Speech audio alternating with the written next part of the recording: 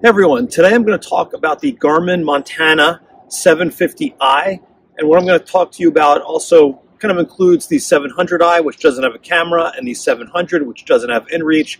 If you go to the website, I have a corresponding article that lists all the differences between those models, and overall, after a couple months, I got to say it's a mixed bag. It's not for everyone. It's cool. There's definitely good features in this, but there are some features that are deal breakers for some people, so I will go over that. Now, unlike other guides that I do, I'm not going to show you how to use every function, how to navigate with this. A lot of the way this works is the same as other GPS models like the GPS Map 66i. I'll point out some differences that I found and some of the things that you should know for this. But if you're looking for a guide on how to use it, go watch my Garmin GPS Map 66i video, where I go into detail on how to mark a waypoint, follow a route, record a track, and all of that fun stuff.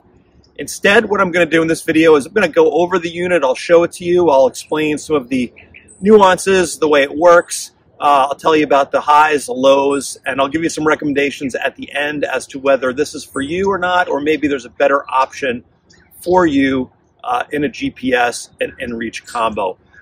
So that's the deal. That's the plan.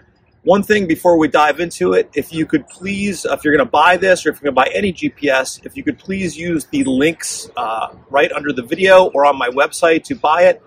I get a small commission of any of the gear that you buy, and there is no cost to you. And it's an easy way to say thank you for this video and help me afford things like this, which Garmin doesn't give me for free. Another good point is that this video is not sponsored by Garmin. Garmin has not given me a free unit to test. Garmin will not even return my phone calls. So this is a completely unbiased review and walkthrough of this unit. So let's dive in. All right, so let's talk about the unit, because the unit is unique. It's not like other Garmin handhelds. It's big and beefy. It's much bigger and much heavier than other Garmin's, and it's marketed as something you could use for ATVing. So it's sort of a hybrid hiker, motorized off-road vehicle type device. And if you see on the back here, we have mounts that you can use, for a bicycle or also for a vehicle. The screen is big. I'll talk about the screen in a second, but it is a big screen. You can see my palm. I'm 6 foot, pretty average sized guy, barely can fit my palm around it. And if I do it this way, I can fit it and keep my finger on this power button. So in that sense, it's good. It is mil-spec, so mil-spec A10. So in addition to being waterproof, you can also, you can't take it, I don't know what the spec is in terms of how deep you can take it underwater, but it is shock-proof, temperature-resistant, dust-proof, so you can thrash it theoretically more than other Garmin handhelds, most of which are not mil-spec rated. So on the unit itself, you have a couple buttons, not too many, because most of the action takes place on the touchscreen. You have your SOS InReach button, which is pretty standard on the Garmin's. You have your vehicle mounts that I showed you before. On the side here, you have your power and toggle button. I'll show you that in a second. On the bottom, you have your micro USB connector, and you can use that to power the unit while it's being used as well. On the back, you have flashlight right here, which has a bunch of different settings like strobe. You have your camera, I'll talk about that. Lanyard, battery pack under here. Other side. You have an attachment for an external antenna, which can work with the different positioning systems like Galileo, GLONASS, and GPS. And it also works as an Iridium external antenna. So something maybe if you have a vehicle. Now the battery pack is here, and you just twist this latch and you open it, and that's the battery. For the 700i and 750i, this is the only battery you can use, and I'll talk about battery performance in a while. For the 700, you can also buy a, I think, AA battery adapter that fits in the same spot but takes AA's. Underneath this, you have your micro SD card. Maximum is 32 gigs. It comes preloaded with a bunch of maps. I'll talk about that as well. But if you want a card, that's where it goes. So that's the unit. Overall, I got to say, it is, there we go. It is big and beefy and unlike any other handheld GPS that is out there right now. All right, so let's talk about the highlight of the unit, which is the screen. Now the screen is 400 pixels wide by 800 high. It's transflective, which means that it reflects the sunlight back, so it's daylight readable. It also has a backlight, so you can see it at night. Overall, it's really sharp. It's really nice. You can look at the regular maps, or you can look at raster maps. Everything looks really, really nice on the screen. It is a big battery drain though, and that's from my experience. There might be other things that drain it more, but the battery drains it the most on here. And if you want to use this unit, you have to use the screen, right? Because there's not a lot of other buttons on it. So that's something to consider if you're going to be doing a lot of planning on this or using the screen quite a bit. You know, it's going to take its toll on the battery. And I'll talk about battery in a little while. But otherwise, that's the screen. It's the only thing on the front of the unit aside from an LED up here, which will blink green if you have an InReach message, or red if you have low battery, or if you have a message that didn't go through. Now, I've had bad luck with Garmin touchscreens in the past, but I've been using an Edge 830 bike computer, which is also touchscreen, and it's been better than it has been in the past. I was excited to see how this touchscreen performed in adverse conditions. I tried it with gloves, and there's two touch modes. There's a normal mode and a glove mode. Glove mode, I guess, being less sensitive. It works okay.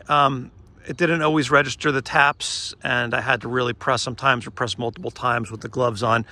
But it does work. Where it really fell down is in driving rain.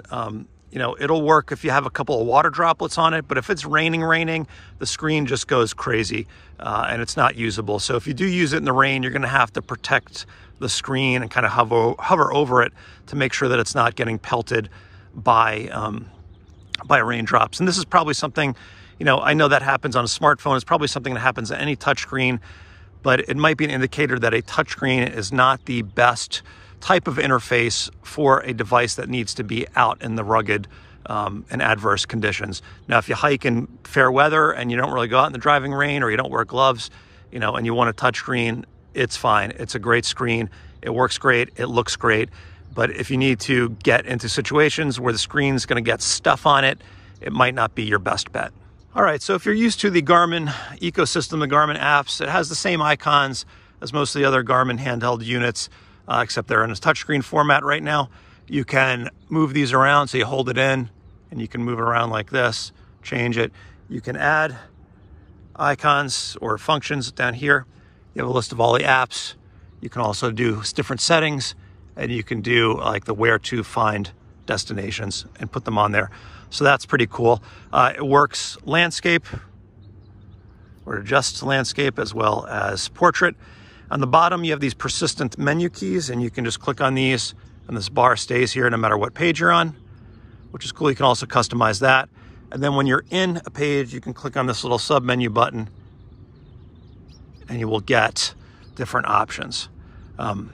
So pretty standard, and you can scroll around. There's also a back button that you'll see sometimes here that gets you back to where you were. So pretty standard stuff from a Garmin ecosystem. If you're used to using a smartphone, this will feel a lot like a smartphone interface, maybe something from 10 years ago, but you know, it's the same sort of paradigm as a smartphone. Now, the screen redraws on this are definitely much better. There's definitely a faster processor in here than my Garmin GPS Map 66i. You can see I can move the screen around like this, and it's moving pretty quickly. I can pinch, I can zoom. Now there's different screen settings where you can make this faster. If you make it faster, it will drain the battery more.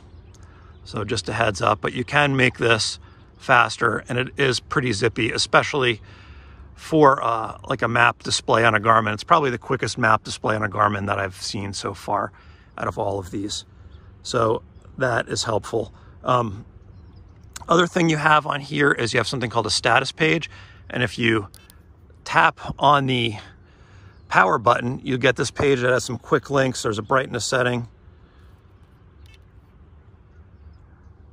some quick links to cameras, different things about your activity, your weather, and that's all on there. You can customize what this button taps to, and you can tap it twice if you want to power the screen off. Now for navigation, it's pretty much your standard Garmin handheld experience. It works like a GPS Map 66i. You record activities, you export activities to tracks, You can drop waypoints, set proximity alarms, waypoint averaging, follow routes on the fly, and also follow track. So there's nothing really new in that, and except for the fact that you can do it on a bigger screen and it looks much better. The visualizations are better. There's little circles for proximity alarms. Overall, it's a better experience for navigating if you like to look at the screen. But otherwise, there's not much different between this Montana and any other Garmin handheld. The altimeter and the barometer are pretty much the same again as any other Garmin handheld. I'd imagine it's the same chips and software that's figuring out what your altitude is. My advice is to calibrate often and take it as a rough guide and not much more. Now, for the screen, the nice thing you can do is you can drop a waypoint by pressing down on the screen. It's a bit of a mixed bag. You can press on the screen, drop the waypoint, but also it's very easy to accidentally drop a waypoint when you're moving around on the screen. The touchscreen is a little bit sensitive, so just a heads up there. All right, so let's talk about maps. So this unit comes preloaded with topo active maps, which are the hiking maps and off-road maps.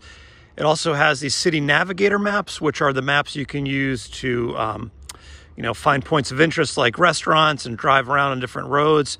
And it also has public land boundary maps.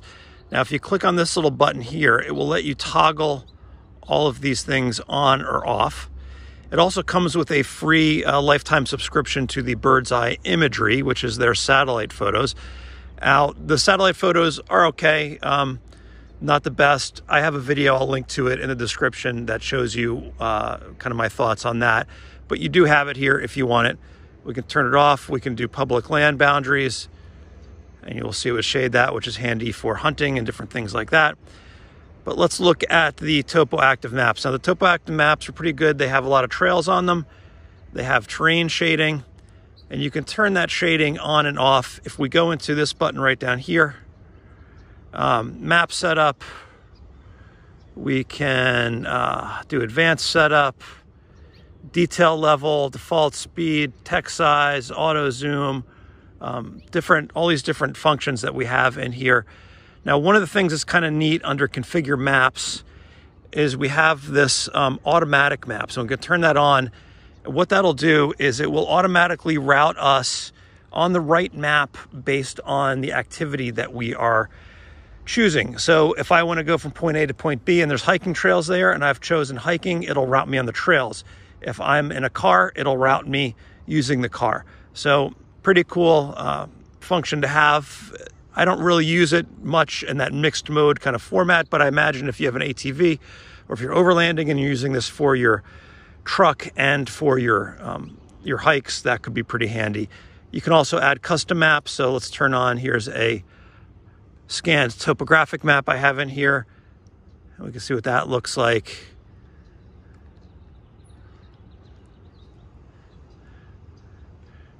You can see scanned topo map looks pretty good.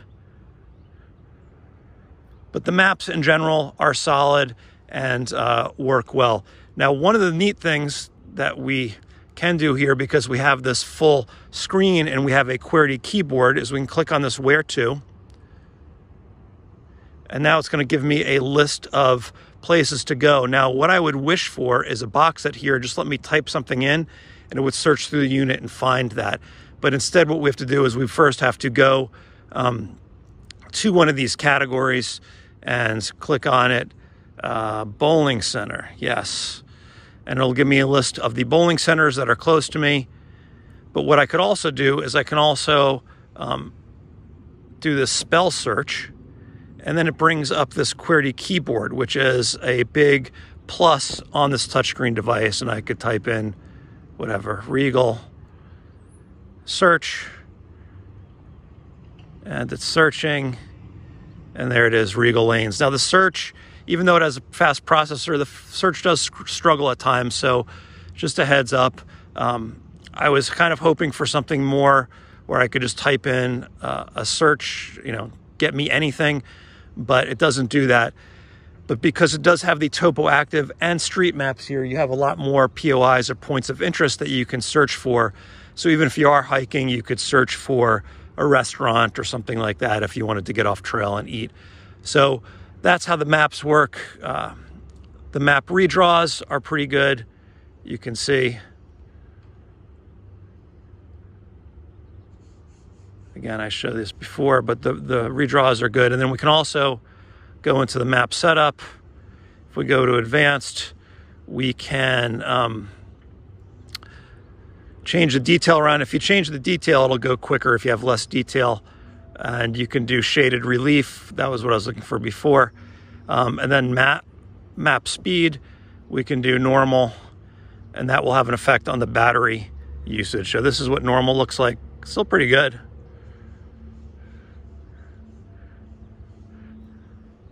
So it's decent. Overall, I've been happy with the maps, and I think they work well, especially on this form factor with the screen like this. The only downside is Birdseye. The Birdseye is the same across all devices. Better than nothing, but not nearly as good as a Google map. All right, GPS. Now the GPS on this is good. It's not as good as the new multi-band 65. Well, I'll talk about that in another review. If it's not up now, it'll be up shortly. But it's pretty good. The accuracy generally has been between 6 and 10 feet for me, never generally more than 20, 25 feet, which is definitely acceptable for a GPS. The 750i and 700i are GPS and Galileo. The 700 adds GLONASS. I think there's some kind of problem with the Iridium, the InReach Iridium with GLONASS. They don't work well together because you see that on other Garmin units as well. But overall, very, very happy with the GPS. It performs well. You can turn off Galileo if you want to increase your battery life. But with those two together, again, I've gotten great, great accuracy on this, and almost exactly the same as the GPS Map 66i. I wish I had something exciting to report regarding the InReach functionality. It works exactly the same as the GPS Map 66i. And again, if you want to deep dive and see how all these things work and how to go through all the functions, watch that video. I have it in there. I didn't want to make this a 1 hour video like the other video. I just want to tell you what's good and bad. InReach works exactly the same. If I had to guess, I'd say it's the same software, the same chipset, obviously the same satellites. The one thing that is nicer is that you can use the QWERTY keyboard to type a message now. So if you're somebody who likes to go outside of the normal preset type messages and type, you can easily do that now using this keyboard.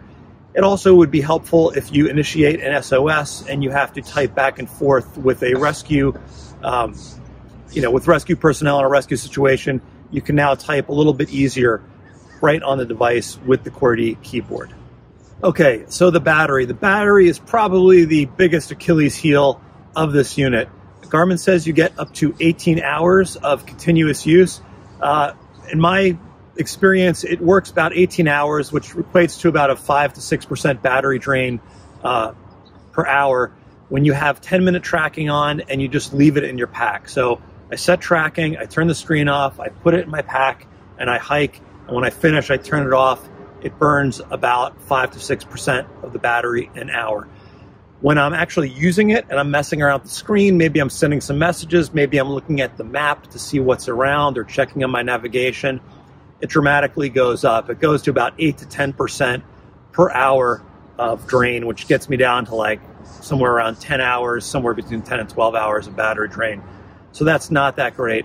You can swap the battery out like I showed you earlier, but the batteries are proprietary to Garmin and you have to buy another one of these. If you have a plain 700, you can use AA batteries, and then you can also just charge it as you go using the micro USB port. I did bring it on some overnight backpacking trips. It does take a little bit longer to charge than something like a mini or even your phone.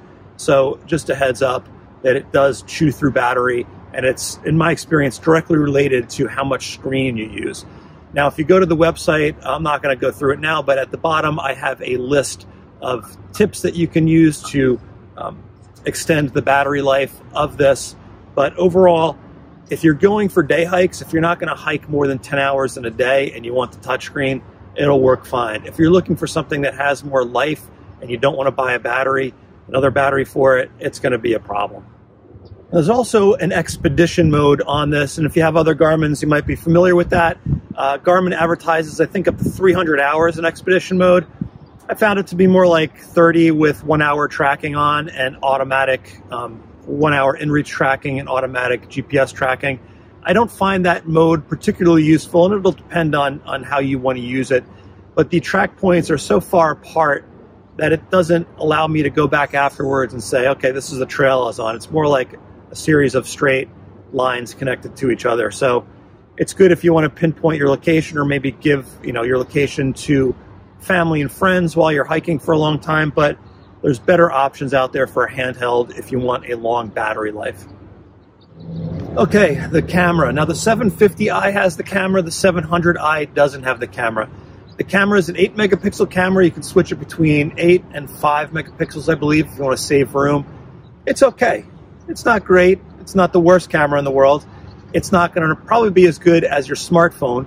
What it does is it does geotag your photo. So if you're hiking and you want to take a picture of an important intersection or a spring or some kind of landmark, it will nicely geotag that. And when you bring it into something like Garmin Basecamp, it'll be there on the map for you. So it integrates well with the Garmin ecosystem. That said, the pictures aren't as good, like I said, as the smartphone. And smartphones also will geotag a photo if you allow it to.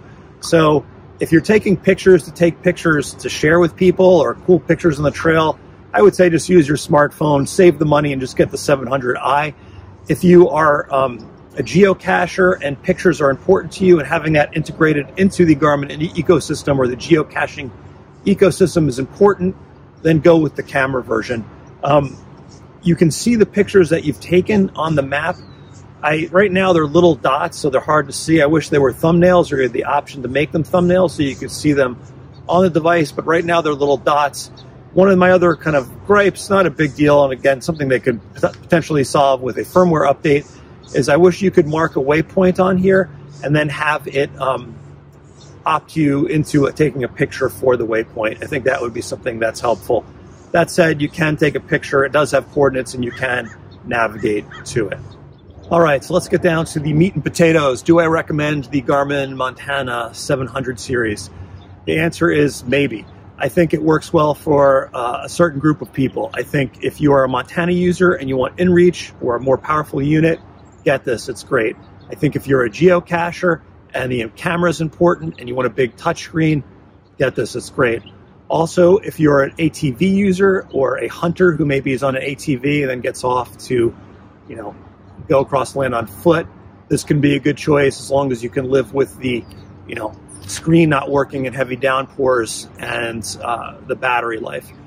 I also think if you are a hiker and you want a big touchscreen, you want this big screen so you can look around, you don't go out in adverse conditions, so you're not out in the pouring rain, you're not out in the freezing cold, and you're not out for longer than 10 hours, this is a great choice. It's big, it's beefy, it's solid, it's mil-spec, it's a purpose-built outdoor unit, so it'll work well for you.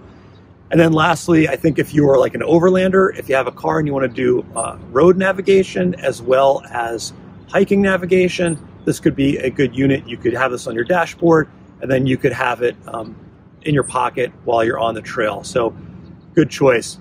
Now, if you don't fit into those categories, I'd recommend getting a GPS Map 66i. It's basically a smaller touch or button version of this. Smaller screen, longer battery, lighter weight. It's worked well for me over the years. In the very beginning, it had some firmware glitches, so if you read some reviews, take it with a grain of salt. I have a full review of that and how to use that on HikingGuy.com, so please go there, just search for it, and I can give you the whole rundown on that. And also, if you want to learn how to use this, the navigation functions, go look at the GPS Map 66i, which will show you how to navigate to a waypoint, follow a track, and all of those kind of core Garmin navigation features. Now, one thing, if you do want to use this in your car, it doesn't work as smoothly as a purpose-built Garmin automotive GPS. It's a little more clunky. The interface is a little more clunky, but it does work. It doesn't have all those slick things like the lanes to be in and all of that fun stuff. But that's what I would recommend for the Garmin Montana or the Garmin 66i. Get that if you don't care about the touchscreen and you want to save some weight and have a better battery. And if you want to go really lightweight, I would get an InReach Mini and pair that with a smartphone that has an app like Gaia GPS on it, which is basically what this sort of aspires to be. Smartphones are basically supercomputers that fit into the palm of your hands. Scrolling or looking at a map on an iPhone is a much smoother experience than it is on this. But the iPhone is not a purpose-built outdoor instrument. You can get mil-spec Android phones, and you could load Gaia on that and kind of do a homebrew. But that's a little bit more advanced. It is possible. So if you're interested in that, look into that. It is an option. But a lot of people who go ultralight will have an iPhone, will have some offline maps on there, and they'll have an InReach Mini to do their InReach, and that's all they need. So you have a bunch of options depending on your needs. Now, if you found this video helpful, if you could do me a big favor and click that little thumbs up, that helps me a great deal.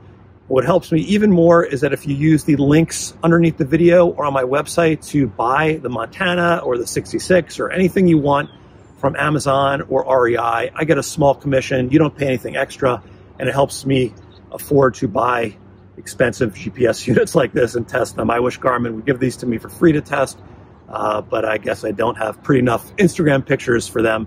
I'm not an influential enough influencer. But anyway, that helps me out a great deal as well. And if you have any questions, I know I didn't go into as much detail as I normally do on these GPS things. I didn't want this to be a 15-hour video mini-series on the Montana. So if you do have any questions, just leave them in the YouTube comments and I'll do my best to get back to you and answer them. Anyway, guys, that's it. Garmin Montana. You can use it as a GPS. You can use it as a brick. You can fight people off with it. You can do workouts with it. It's pretty much good for everything. All right. See you guys.